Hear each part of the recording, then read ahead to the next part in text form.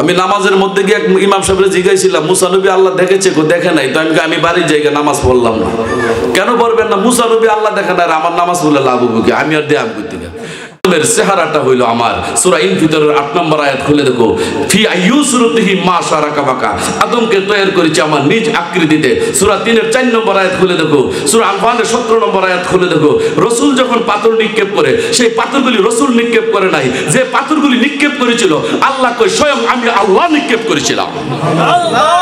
রাসূল পাথর মারলে যদি আল্লাহর মারা হয়, তাইলে রাসূলের ভিতরে আল্লাহ সক্রিয় আছে।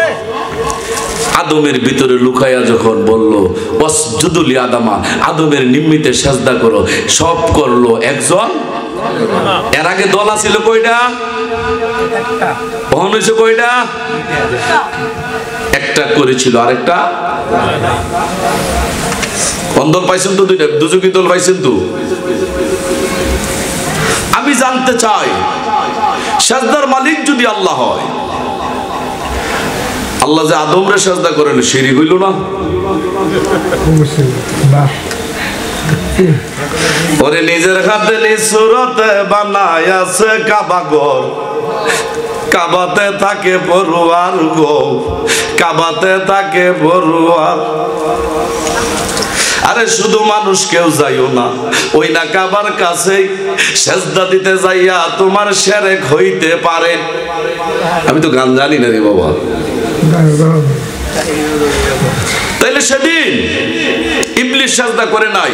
আল্লাহ পাক জিজ্ঞাসা করলো, হে ইবলিস, তোমাকে কে সাজদা করতে নিষেধ করেছে? সূরা সাদের ৭২ নম্বর আয়াত খুলে দেখুন। ইবলিস বলল, আমার চোখের সামনে পচা নর্দমে ঠনঠনে মাটি দ্বারা যাকে বানাইলে তাকে আমি সাজদা করতে। আমি যখন ক্লাস 8-9-এ পড়তাম, 5 ওয়াক্ত নামাজ পড়তাম, আপনাদের মতো মুরব্বিরে জিজ্ঞাসা করতাম, বাবা মূলত ধর্মটা কি বাবা বলো? মসজিদের ইমাম সাহেবকে আমি জিজ্ঞাসা করতাম, মূলত ধর্মটা কি? ইমাম সাহেব আমার বলে দিল, 5 ওয়াক্ত নামাজ, রোজা করবা, উপযুক্ত হলে হজ করবা, মা বাবার সেবা করবা, সুদ খায়ও না, ঘুষ খায়ও না, সরবর বারাত করবা, কুরবানি আইলে কুরবানি দিবা, টুপি পরবা, পাঞ্জাবি পরবা, এটি মিললাই ইবাদত। তো আমি ভাবলাম, তো এটি যদি হয়, এটি তো করতে আছে, তাই না? হঠাৎ করে কুষ্টিয়া গেলাম দরবেশ ফকির লালন সাইজির দরবারে। লালন সাইজির মাজার শরীফে ঢুকি সময় দরজার মধ্যে লেখা আছে, মানুষ ছাড়া খেপারে তুই মূল হারাবি, মানুষ বজলেই সোনার মানুষ কবি। ভাবলাম ঘটনা কি? নামাজ, রোজা, হজ, যাকাত, টুপি, দাড়ি, ঢিলাকুলো, পর্দা, বসিদা, আবা কাবা, জুব্বা, এটি হইল ধর্ম। আর লালন সাইজি সেই ধর্ম কি মানলো না? তিনি কি করে গেটের মধ্যে লিখলো, মানুষ ছাড়া খেপারে তুই মূল হারাবি, মানুষ বজলি সোনার মানুষ হবি। এখান থেকে একটু গবেষণা আমার স্টার্ট হইল। আমি কোরআনে চলে আসলাম। সূরা রুমের 30 নম্বর আয়াতে খুলে দেখুন, তোমরা একনিষ্ঠভাবে নিজেকে ধর্মের মধ্যে প্রতিষ্ঠিত রাখো। আমি উত্তম আকৃতির উত্তম স্বভাব দ্বারা আদম তৈরি করেছি। এই আকৃতির আর প্রকৃতির কোনো পরিবর্তন নাই। এটাই হয়েছে সরল ধর্ম। কি লালন সাইজির কথা মিলছে নেই? মিলছে। আদম রে কোন চরিত্র দিয়ে বানাইছে? উত্তম, উত্তম প্রকৃতি, উত্তম আকৃতি। এটাই হয়েছে সরল ধর্ম। অধিকাংশ মানুষ তা জানে। আল্লাহ বুঝে। তুল পাহাড়ের মধ্যে মুসা নবীর সাথে আল্লাহর সাক্ষাৎ ঘটলো, সেখানে তুল পাহাড় পরে যায়নি? তাইলে কি মুসা নবী আল্লাহ দেখে নাই? গুনাহ হবে। আমি নামাজের মধ্যে গিয়ে ইমাম সাহেবরে জিজ্ঞাসিলাম, মুসা নবী আল্লাহ দেখেছে? দেখে নাই। তো আমি বাড়ির জায়গা নামাজ পড়লাম না। কেন পড়বেন না? মুসা নবী আল্লাহ দেখে না, আমার নামাজ পড়লে লাভ হবে কি? আমি আর দেয়া করতে গেলাম। কোথায় তো সূরা আরাফের 43 তো বলে মুসা নবী আল্লাহ দেখে নাই। তাই নাকি? বিলাহ বসেন, আমি দেখি। মুসা নবী যদি আল্লাহ না দেখে, আমার মতো ব্যক্তি আল্লাহ দেখা নিশ্চয়ই এখানে রহস্য আছে। কোরআন যে সত্য তার প্রমাণ আজকে নিয়ে যান। সূরা সাজদার 12 নম্বর আয়াত 23 নম্বর আয়াত খুলে দেখুন। আমি যেই হাতে মুসাকে কিতাব দিয়েছি সেই সাথে আমি আল্লাহ তার সাক্ষাৎও দিয়েছি। সাক্ষাৎ সম্বন্ধে তোমরা কি অস্বীকার করিও না। সূরা আরাফের 143 নম্বর আল্লাহ বলে দিলেন, লাম তারানি, কখনো না মুসা তুমি আমাকে দেখতে পারবে না। এটাও কোরআনের আয়াত, ওইটাও কি? আমার আল্লাহ কি এক কোরআনে দুই কথা কয় নাকি? হ্যাঁ, ও তোর মানব জনম সফল হইব গুরুর উপদেশে, গুরুচরণ অমূল্য ধনবাদ ভক্তি রসে। গুরু ছাড়া সম্ভব না, গুরু ছাড়া। এই ক্লাস, এই লেখাপড়াতে আপনি গুরুর দয়া লাগবে, ভিক্ষা লাগবে, ওলি আল্লাহর ভালোবাসা ছাড়া আপনার এলহামলব্ধ জ্ঞানের কথা বলতে। সূরা সাজদার 23 নম্বর আয়াত খুলে দেখো, আল্লাহ বলেন, হে মুসা তোমাকে কিতাব দিয়েছি, যেইভাবে দিয়েছি তোমার সাথে সাক্ষাৎও দিয়েছি। এই জগতের মানুষ, আমি মুসার সাক্ষাতের ব্যাপারে তোমরা অস্বীকার। তাহলে সাক্ষাৎও দিয়েছে, আবার এদিক দিয়ে সাক্ষাৎ দেন, খাকি গোত্রা নেন। আলেমকে জিজ্ঞাসা করলাম কি ব্যাপার? আল্লাহ বলেছে সাক্ষাৎ দিয়েছে, আপনি বলেন সাক্ষাৎ দেন নাই। ভাই বুঝতেছি না, দুটোটা তো কোরআনের আয়াত। এক কোরআন সত্য, তার প্রমাণ কি একটি আয়াতের সাথে আরেকটি আয়াতের সাংঘর্ষিক না? সূরা নিসার 82 নম্বর আয়াত খুলে দেখুন, আল্লাহ পাক বলে দিলেন, হে মানুষ কোরআন নিয়ে কেন চিন্তা ভাবনা করো না। যদি কোরআন আমি আল্লাহর কাছ থেকে না আইসা কোন মানুষের নিকট থেকে আইতো, একটি আয়াতের সাথে আরেকটি আয়াতের সাংঘর্ষিক থাকতো। সুতরাং কোরআন নিজেই প্রশ্ন করে, কোরআন নিজেই উত্তর। তখন আমি কোরআনের মধ্যে আমার গুরুজির মাধ্যমে, আমার গুরু হাজা হাসিবুল হক চিশতির কাছে জিজ্ঞাসা করলাম, গুরু দয়াল হাকিকত কি? বর্ষ বলি হাকিকত। সূরা তাহার 10 নম্বর আয়াত খুলে দেখুন, মুসা নবী তার পরিবার বর্গ নিয়ে রওনা দিয়েছে।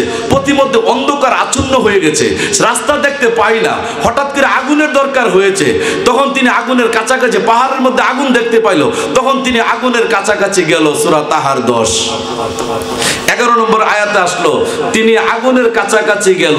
12 নম্বর আয়াতে বলতেছে, হে মুসা জুতা খুলে এসো, আমি তোমার প্রতিপালক। বলুন সুবহানাল্লাহ।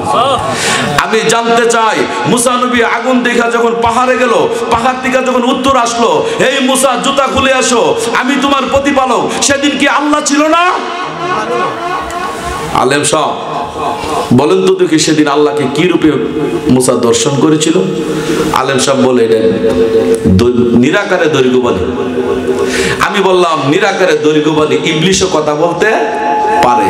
ইবলিস যেই পথে মুসা নবীকে ধোঁকা দিতে পারে, ওই পথে আল্লাহ মুসা নবীর সাথে কথা বলবে। যদি আজকে বলে, এই মুসা জুতা খুলে এসো, আমি তোমার প্রতিপালক, নিরাকারে দৈর্ঘ্যবাণীর থেকে যদি ইবলিস কথা বলে, আল্লাহ কথা বলে, পরের দিন ইবলিসও নিরাকার থেকে বলবে, হে মুসা তুমি পাঞ্জাবি খুলে ফেলো। ডিস্টার্ব হবে না? যেই পদ্ধতির মাধ্যমে ইবলিস অবলম্বন করতে পারে, ওই পদ্ধতির মাধ্যমে আল্লাহ মুসা নবীর কাছে আসতে পারে। তাইলে এটা ছিল না কত? পর্দার আড়াল থেকে। আমি কইলাম, যদি পর্দার আড়াল থেকে যদি মুসা নবী কথা বলে থাকে আল্লাহর সাথে, তাইলে আল্লাহ আর মুসার মাঝখানে ছিল পর্দা। পর্দাটার কারণে আল্লাহকে দেখা যায় না, আল্লাহ হয়ে যায় ছোট, পর্দা হয়ে যায় বড়। এটাও তো শিরিক হয়ে যায়। তখন কইল যে না, মুসা নবী ওই পার ছিল আগুনের, আর আল্লাহ এই পার ছিল, এইভাবে কথা হয়েছে। আমি বললাম তাও শিরক হয়ে যায়। আল্লাহ বলেছেন, আল্লাহ কুল্লি শাইইন মুহিতুন, আমি সর্ব জায়গায় বিরাজমান। এই পার যদি মুসা, এই পার আল্লাহ, তাহলে এই পার আল্লাহ নাই, এই পার মুসা নাই। সুতরাং আল্লাহ এক জায়গায় আছে, আর এক জায়গায় নাই। এটা করলে তোমার শিরিক হইয়া যায়। তা তো ঠিক। তাইলে মুসা নবী কোন সিস্টেমে কথা বলেছিল সেদিন? সে বলল আগুন রূপে কথা বলেছিল। আমি কি সূরা কাহফের 50 নম্বর আয়াত খুলে দেখো, সূরা আরাফের 12 নম্বর আয়াত খুলে দেখো। ইবলিস নিজেই স্বীকার করেছে, আমি হইলাম আগুন, আদম হইল মাটির, আমি কিভাবে আদমকে সেজদা করব? এই আয়াতের ব্যাখ্যা হয়, ইবলিস আগুনের তৈরি, আগুনের রূপে যদি আল্লাহ কথা বলে, পরের দিন আগুনের রূপে ইবলিসও মুসা নবীরে ধোঁকা দিতে। সুতরাং আগুন রূপে সেদিন কথা বলেন নাই। আলেম সাহেব কই নিরাকারে দৈর্ঘ্যবাণী হইল না, আগুন রূপে হইল না, পর্দার আড়াল থেকে হইল না, তাইলে কি পশু পাখির আকারে? আমি পশু পাখির শুরু তো ইবলিশ ধরতে তো ভাই আমার মাথা কাজ করে না। শোনো, সেদিন যখন পাহাড়ের কাছাকাছি গেল, আল্লাহ পাক বলল মুসা জুতা খুলে আসো, আমি তোমার প্রতিপালক। মুসা নবী পাহাড়ের উপরে উঠলেন, ওটা দেখতেছে আগুন দেখা যায়। আগুনের কাছাকাছি গেলেন, আগুনের ভিতর একটা রূপ দেখা যায়। সেই রূপের মুসা নবী জিজ্ঞাসা করলেন, আপনি কে? কো আনা আল্লাহ। আপনি যদি আল্লাহ হন আমি কে? কো তুমি মুসা। তা আপনার রূপটা আমার রূপ কেন? সেদিন আল্লাহ বলেছিল, হেই মুসা তোমার রূপ কেন? সেটা হয়েছে আমার রূপ। আমি যখন আদম তৈরি করি তখন আমার আকৃতিতে তৈরি করেছিলাম, এই জন্য আমার রূপে মানুষ তৈরি করেছিলাম, যাতে মাঝে মধ্যে রূপ ধরে ধরে আমি মানুষের সাথে সাক্ষাৎ দিতে পারি। মুসা এই রূপ তো তোমার না।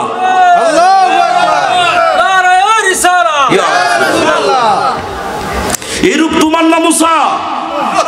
আমি যখন আদম বানাই, দুনিয়ার সমস্ত সৃষ্টি যখন কোনো কিছু বানায় মনে মনে ভাবে আমি আল্লাহ আলা কুল্লি শাইইন কাদির। সূরা মরিয়মের 30 নম্বর আয়াত খুলে দেখো, 35 নম্বর আয়াত খুলে দেখো। আমি আল্লাহ মনে মনে কোনো কিছু ভাবি না, যদি বলে হও তখন হয়ে যায়। আমি হও শব্দ দিয়ে সমস্ত দুনিয়া তৈরি করেছি। মুসা আমি আদমকে হও শব্দ দিয়ে তৈরি করি নাই, আমি নিজে দইরা দইরা আমার আকৃতিতে তৈরি করেছি। এই বডির ভিতর আমি থাকবো, এই বডির ভিতর থাকিয়া মানুষকে পবিত্র করব।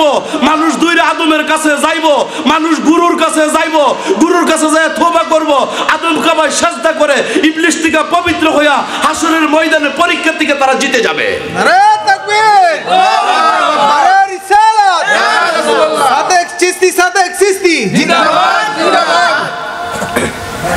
তাইলে আদম নবী যে রূপে, মুসা নবী কোন সন্তান? আদম সন্তান। তাহলে মুসা নবীর রূপটাও ছিল সেদিন আল্লাহর রূপ। সেদিন আল্লাহ মুসা নবীর রূপ ধরে নাই, আল্লাহর রূপে আল্লাহ উদয় হয়েছিল।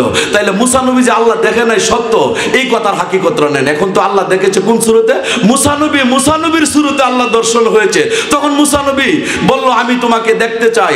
আল্লাহ বলল তোমার সাথে এক্ষণ দেখা দিয়েছি, এই দেখা আমার মন ভরে নাই, তোমার জ্যোতিষময় রূপ দেখতে চাই। আল্লাহ বলে কেন তুমি জ্যোতিষময় রূপ দেখবা? জগতের মধ্যে আমি নাম করে যাব, আমি মুসা সর্বপ্রথম জ্যোতিষময় রূপ তোমার আমি দেখেছি। আল্লাহ বলে তোমার সাথে এখন দেখা দিলাম, এটা তো আমার শুরুতে। কোন সুরত দেখতে চাও? তোমার জ্যোতিষময় রূপ দেখতে চাই।